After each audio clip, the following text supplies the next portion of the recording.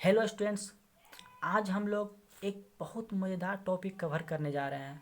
Topic यह है कि ट्रांसफार्मर का रेटिंग केवीए में क्यों लेते हैं, किलोवाट, एचपी, बीएचपी में क्यों नहीं।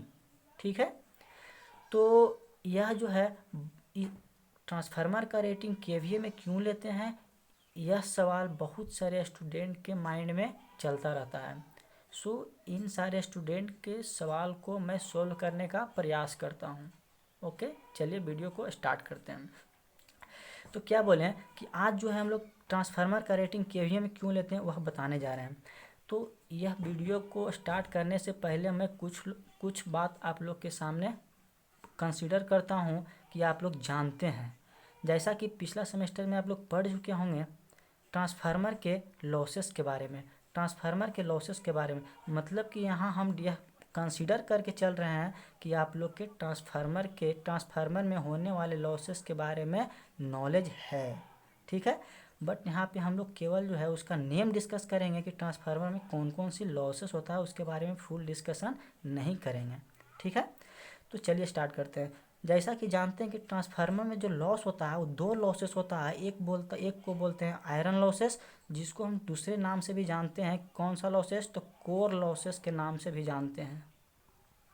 मतलब अगर कोर लॉसेस बोलो या फिर आयरन लॉसेस बोलो, मतलब पहला लॉसेस जो होगा वो आयरन लॉसेस होगा या कोर लॉसेस होगा। अब क्या बोले, और दूसरा लॉसेस जो होगा वो कॉपर लॉसेस होगा। मतलब कि ट्रांसफार्मर में सिंपली दो लॉसेस होती है। एक लॉसेस को बोला जाता है आयरन लॉसेस और कोर लॉसेस, और सेकंड लॉसेस जो होता है वो कॉपर लॉसेस होता है। ठीक, अब जो है वो लगता है जैसा कि आप लोग जानते होंगे कि आयरन लॉसेस में और कॉपर लॉसेस में दो लॉसेस इंक्लूड होते हैं। एक को बोला जाता है कि हाइथ्रेसिस लॉसेस और सेकंड को बोला जाता है एडी करंट लॉसेस। यहाँ पे हम लोग जो है टाइम के कमी के कारण हाइथ्रेसिस लॉसेस और एडी करंट लॉसेस को डिस्कस नहीं करेंगे। हम यह पहले कंसीडर कर चुके हैं कि आप लोग जानते हैं। ठीक है, बट यह बता दिए कि आयरन लॉसेस में दो लॉसेस होते हैं, एक हाइथ्रेसिस लॉसेस, एक एडी करंट लॉसेस। और दूसरा लॉसेस क्या बोले, ट्रांसफार्मर में होने वाला दूसरा लॉसेस कॉपर लॉसेस था।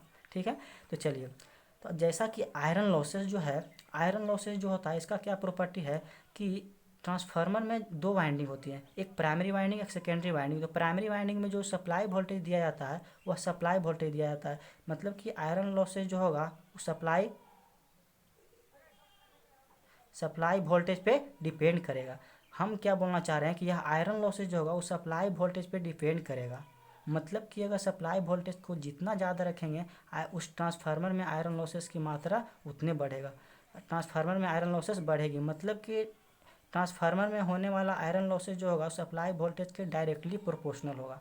क्या होगा? डायरेक्टली प्रोपोर्शनल होगा। मतलब कि अगर ए बढ़ावेंगे, सप्लाई वोल्टेज बढ़ावेंगे, तो ट्रांसफार्मर में होने वाला आयरन लॉस भी बढ़ेगा।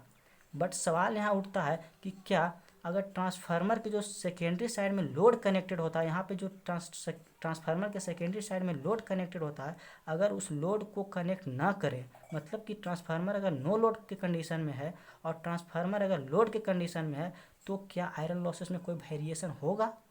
यह सवाल है। तो यहाँ बता देना चाहते हैं कि ट्रांसफार्मर में अगर नो लोड की कंडीशन है उस टाइम भी आयरन लॉसेस उतना ही होगा जितना कि अगर ट्रांसफार्मर में अगर लोड कनेक्टेड है तो फिर भी आयरन लॉसेस उतना होगा। मतलब कि अगर ट्रांसफार्मर में लोड रहे, सेकेंडरी वाइंडिंग जो है, ट्रांसफार्मर की सेकेंडरी वाइंडिंग जो है वो लोड के साथ कनेक्ट रहे या कनेक्ट नहीं रहे, इट मीन्स अगर नो लोड पे रहे या फिर ऑन लोड रहे, तो हमारा आयरन लॉस कांस्टेंट होगा। फिर से, आयरन लॉसेस की क्या प्रॉपर्टी है? आयरन लॉसेस, ट्रांसफार्मर में आयरन लॉसेस की यह प्रॉपर्टी है कि वह सप्लाई वोल्टेज के डायरेक्टली प्रोपोर्शनल होता है, सप्लाई वोल्टेज पे डिपेंडेंट करता है बट लोड पे डिपेंड नहीं करता है। इसके मतलब कि अगर लोड ऑन लोड हो या फिर नो लोड हो, नो लोड कंडीशन हो, ऑन लोड कंडीशन हो, आयरन लॉसेस कांस्टेंट होगा। इसीलिए बोलता है कि ट्रांसफार्मर में आयरन लॉसेस जो होता है कांस्टेंट लॉस है। कौन सा लॉस है? कांस्टेंट लॉस है। लेकिन वही जो बोलता है कि आयरन में दूसरा लॉस क्या होता है, कॉपर लॉसेस होती है। और एक बात और बता दें कि आयरन लॉसेस किस पर डिपेंड कर रहा है? लोड पे तो डिपेंड कर नहीं रहा है, तो लोड करंट पे डिपेंड नहीं कर रहा है। इसके मतलब केवल केवल सप्लाई वोल्टेज पे डिपेंड कर रहा है। सप्लाई वोल्टेज का जो यूनिट होता है कितना होता है? Kilo kilowatt, kilovolt होता है। सप्लाई वोल्टेज, वोल्टेज, तो वोल्टेज का जो यूनिट होगा वो किलो वोल्ट में होगा, या फिर सिंपली बोला जाए तो वोल्ट में होगा। इसका यूनिट होगा, इतना आप अभी जानिए इसमें। अब देखिए कॉपर लॉसेस बताते हैं कि कॉपर लॉसेस किस पे डिपेंड करता है। तो हम लोग जान चुके हैं आयरन लॉसेस किस पे डिपेंड करता है, सप्लाई वोल्टेज पे डिपेंड करता है, बट अब हम लोग जानेंगे कि कॉपर लॉसेस किस पे डिपेंड करता है।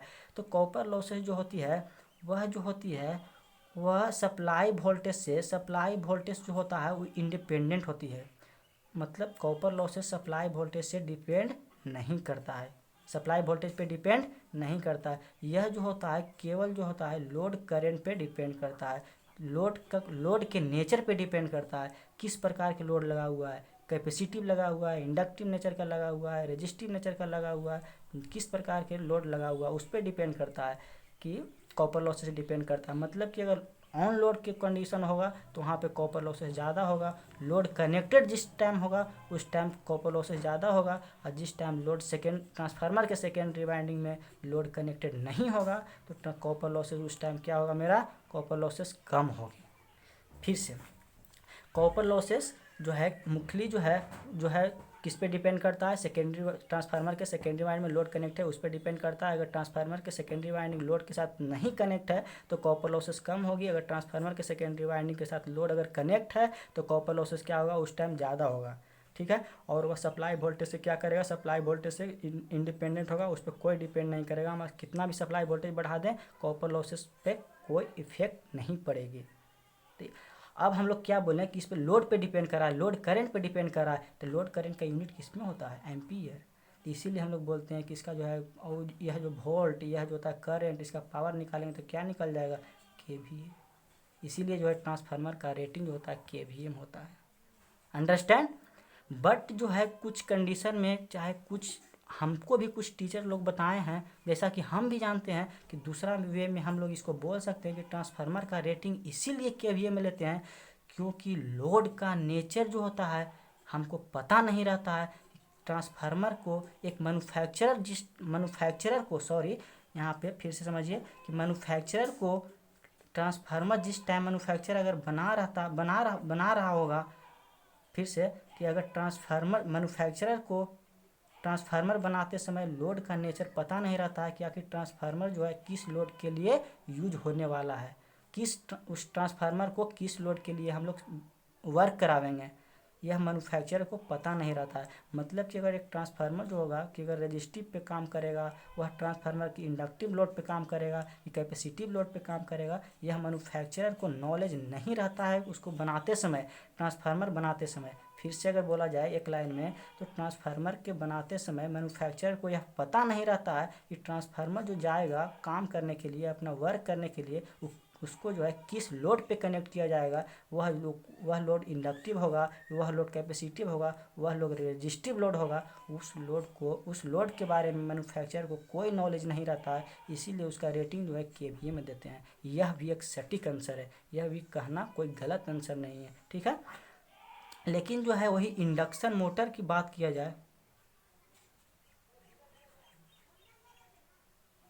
वही अगर इंडक्शन मोटर की बात किया जाए तो इसका रेटिंग जो होता है वो किलोवाट या और एचपी और बीएचपी में होता है। इसका रेटिंग 3 को में हम सूचित करते हैं, kilowatt, HP horse power, BHP मतलब ब्रेक हॉर्स पावर। एक एचपी में होता है 746 वाट होता है, और एक बीएचपी में होता है 735.5 वाट होता है। ठीक है, क्लियर। लेकिन यहाँ पर अब इसके केस में हम देखें तो इंडक्शन मोटर का जो है हम लोग इंडक्शन मोटर को बनाते समय मैन्युफैक्चरर को यह पता रहता है, यह नॉलेज रहता है कि यह जो है इंडक्शन मोटर किस लोड के लिए यूज किया जाएगा। इसीलिए इसका जो है इसका किलोवाट, एचपी और बीएचपी में इसका रेटिंग रहता है। इसका रेटिंग क्या रहता है, इसका रेटिंग किलोवाट, एचपी और बीएचपी में रहता है। एक लाइन में फिर से अगर बोले तो इंडक्शन मोटर के मैन्युफैक्चरर को पता रहता है कि मोटर जो है किस वर्क के लिए, किस लोड के लिए यूज होने जा रहा है, इसीलिए हम लोग जो है इसका रेटिंग किलोवाट में कहते हैं। सिंपली अगर एक लाइन में बोला जाए दोनों को एक बार करके एक साथ करके, तो जिसका अगर लोड का नेचर अगर जिसको पता रहेगा तो उसको हम किलोवाट में कहेंगे, अगर लोड का नेचर अगर पता नहीं रहेगा तो उसको हम केवीए में करेंगे। जो कि ट्रांसफार्मर में होता है कि इसका मैन्युफैक्चरर को पता नहीं रहता है कि यह ट्रांसफार्मर किस लोड पे वर्क करने जा रहा है। Okay, thank you, bye.